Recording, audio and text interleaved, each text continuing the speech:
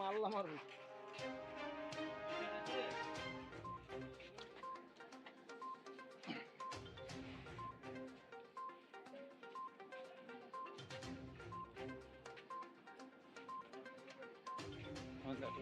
নিজেরই বান্দা দিয়া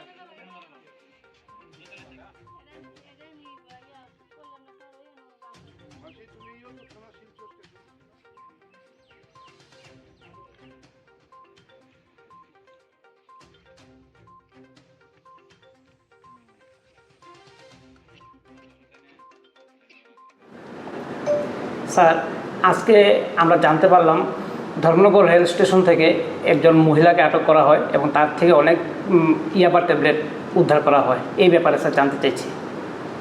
আসলে আমাদের কাছে গোপন সূত্র খবর এসেছিল, জাহানারা বেগম, যার বাড়ি বক্সনগর সোনামুড়াতে, উনি শিলচর আগরতলা যে ট্রেনটা, সেই ট্রেনটা দিয়ে আসছেন ড্রাগ নিয়ে।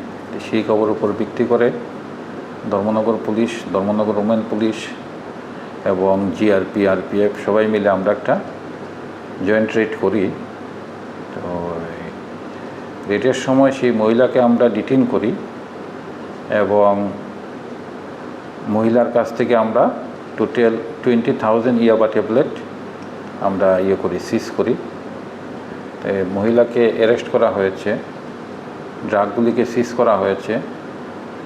জিআরপিতে একটা কেস আমরা রেজিস্ট্রি করি। এই মামলাতে তদন্ত চলছে। স্যার, মহিলা যে ওনার নাম কি স্যার? জাহানারা বেগম, বক্সনগর সোনামুড়া। বয়স হলো প্রায় 47 বছরের মতো। উনি কোথা থেকে এসেছিলেন আর কোথায় যাবেন? আমাদের কাছে খবর ছিল যে উনি শিলচর থেকে আসছেন, কিন্তু উনি প্রিলিমিনারি ইন্টারোগেশনের সময় উনি বলেছেন যে উনি পাতারকান্দির থেকে উঠেছেন। বাকিটা দেখবো আমরা তদন্ত করে। ধরা পড়েছে, তার কালোবাজারের মূল্য কত হবে স্যার? কালোবাজারে আসলে তো যারা গিয়েছিলেন আপনাদের মধ্যে অনেকেই ছিলেন, ওনারা দেখেছেন খুব হাই কোয়ালিটির ছিল। এগুলি কোয়ালিটির উপর রেটটা নির্ভর করে, তবে মোটামুটি প্রায় 1 কোটি টাকার মতো হবে। ওনার কাছে কি ব্যাগের মধ্যে পাওয়া গেছে না কীভাবে পাওয়া যায়? শরীরের মধ্যে লুকানো ছিল ড্রাগ।